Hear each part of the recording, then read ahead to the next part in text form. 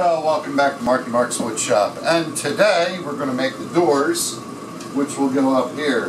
They're going to be 4 pieces total. It'll wind up being 2 bifold doors. We've got all of our pieces cut out. They're a little big, but that's good. So it'll be something like that, and then they'll bifold open on either side.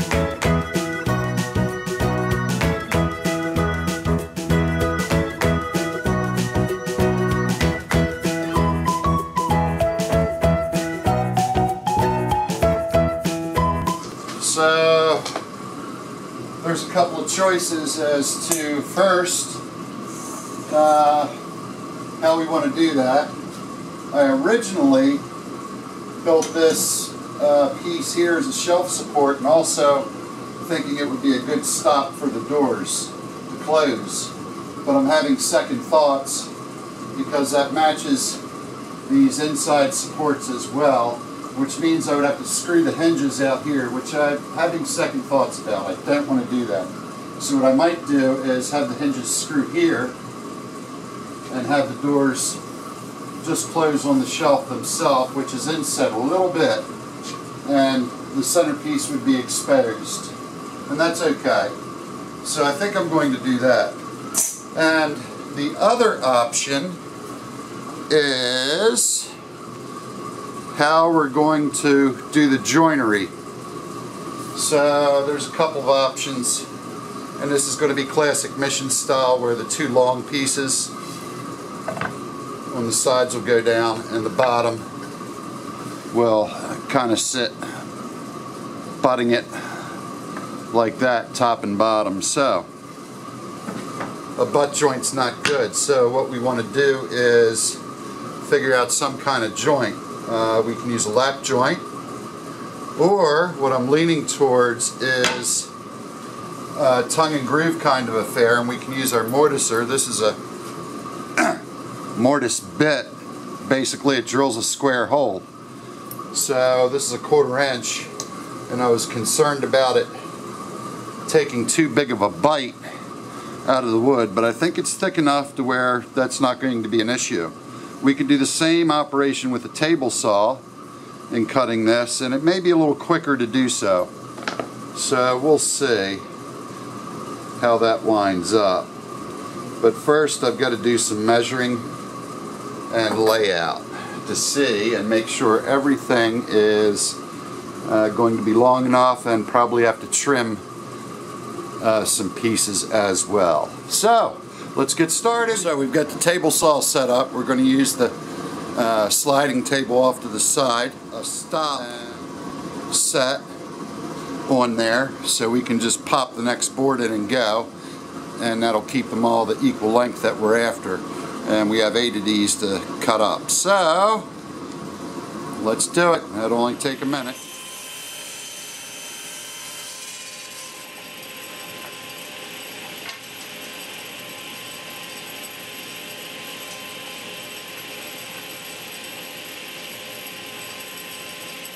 Well, I decided we're going to cut out the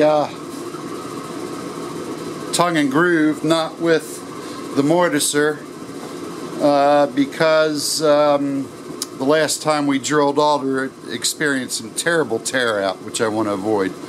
So I decided the table saw is going to be the way to go. That's giving a nice clean cut. So what we'll be using is a Tenon Jig.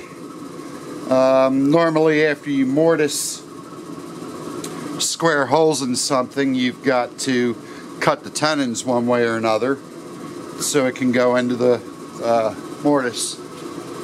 So the Tenon Jig is fully adjustable for angles in 2 different ways, and it will hold the long board upright, which is normal. Let's see if I can zoom out so you can see the board sticking up in the air here. And I've tested my fit and got everything lined up, made measurements, and this is repeatable. So I've got the short and long boards measured to where I can just stick them in and go and not have to measure them. The saw's 2 inches high. We're taking a 2-inch bite out of it, which is the width of these, so we can set it in fully.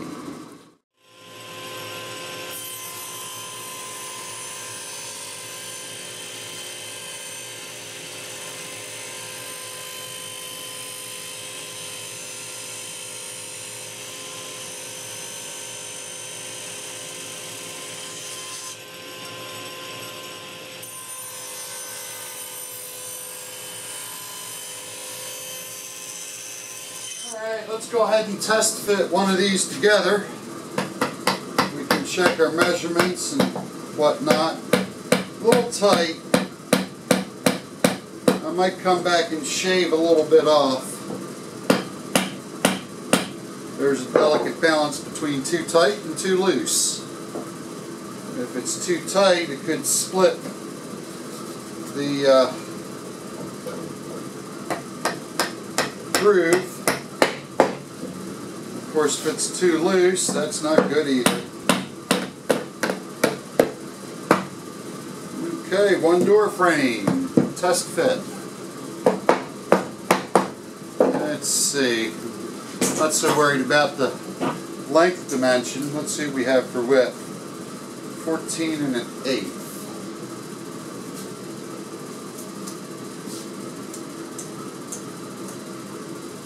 That may be too wide. Yep, that's too wide. So we'll have to cut it down a little bit more, but you can kind of get an idea of how that's done. Alright, that's a little bit better. Got it pretty much exactly where I want it now. Had to recut one side of each of the top and bottom pieces. It only took a couple minutes, no big deal. So we need to do a couple more things to this. We have to cut a groove in the center to accept the panels, and we're also going to run the router on the outside edges, which will give us our signature mission profile that I'm after. Okay, so I've set the router up, made a test cut, and we're ready to run our pieces over. And this will just be on the outside edge of each of the doors. And this gives us an opportunity, by the way, every time you cut a little bit off, it's an opportunity to get rid of any little boo-boos that might have occurred along the way.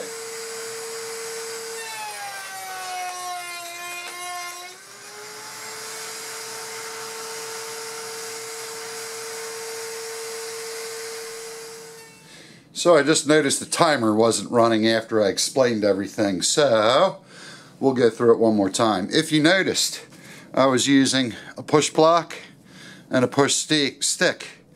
I wanted to keep my finger away from that router bit. That router spins at 30,000 RPM, and the cutter on it is carbide. Carbide is much harder than steel. It is harder than high-speed steel. Matter of fact, you have to use diamond bits to sharpen carbide to give you some idea of how hard it is. So that can really do a number on a finger, more so than a table saw blade. The table saw spins at about 5,000 RPM, 6 times slower. So you might stand a chance of getting your finger out of the way on a table saw, but the router, forget it. It's already done its damage by the time you realize what's going on. So, back to our project. I've got the profile cut, just a little bevel on the outside edges. And I took very small bites, maybe 3 passes. Small bites are safer. So, the last pass, maybe the 3rd pass or so, unless it's a really hard wood. I may have to take more passes, will be the finish pass, where I want to keep a nice motion going, and I'm pushing into the bit. So, with that said, all we have to do is cut out the groove to receive our panels. So, let me get the fence put away, hook up the dust collector back to the table saw, and we'll set it up. Okay, we're ready to cut the slots in our face frames. This is the width of the panel that'll go in the groove. So it's a little bit wider than our blade, so I have to make 2 passes. And I've made some marks here where I can tell where the saw comes through and the apex, because I don't want to cut all the way through. Otherwise I'll have a hole there, and we don't want that. So I'll stop short, just about 1/4 of an inch, and that should be good. So let's try it and see what happens.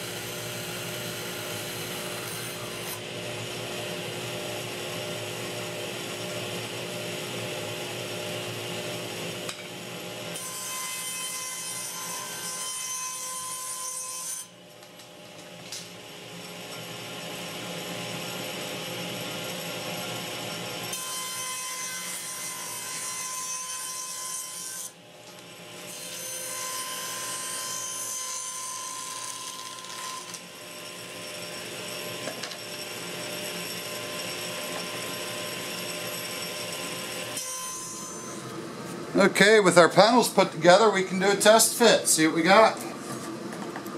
So we'll get our ends in there. Since they're not cut all the way through, slip those in our rails.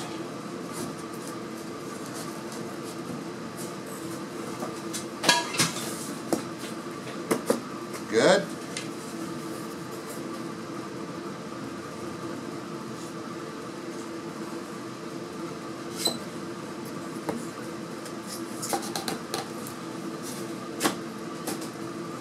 Very good. Then we get our tap hammer, otherwise known as a mallet, and we'll close the gap and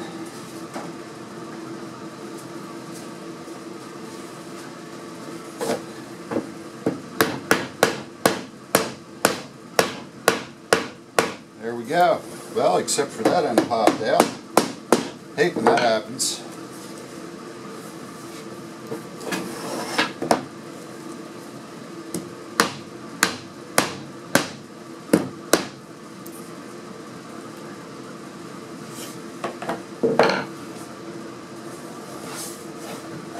Out some dogs, but there we have it. That's pretty much what we're going to wind up with for our 4 doors. So this is our last door being clamped together.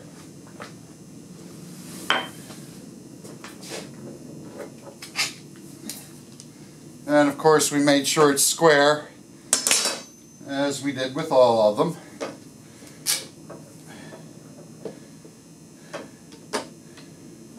And we'll let our doors sit overnight so the glue can cure. We've got some tear out issues on a couple of them where the router just was not nice. This alder does not play well. It seems very susceptible to tear out and splitting.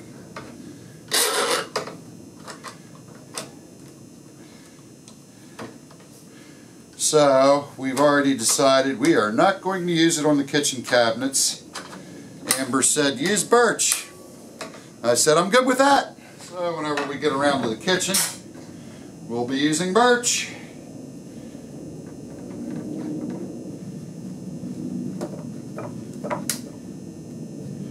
Alrighty. I'll just set this over here with the others where they can cure overnight. Corner there. And as usual, we appreciate you watching. Make sure you subscribe so you can see the rest of the project. We're probably halfway through at the moment, making the mission style secretary. And hit the like button. Leave a comment. And we'll see you again. Marky Mark extraordinaire.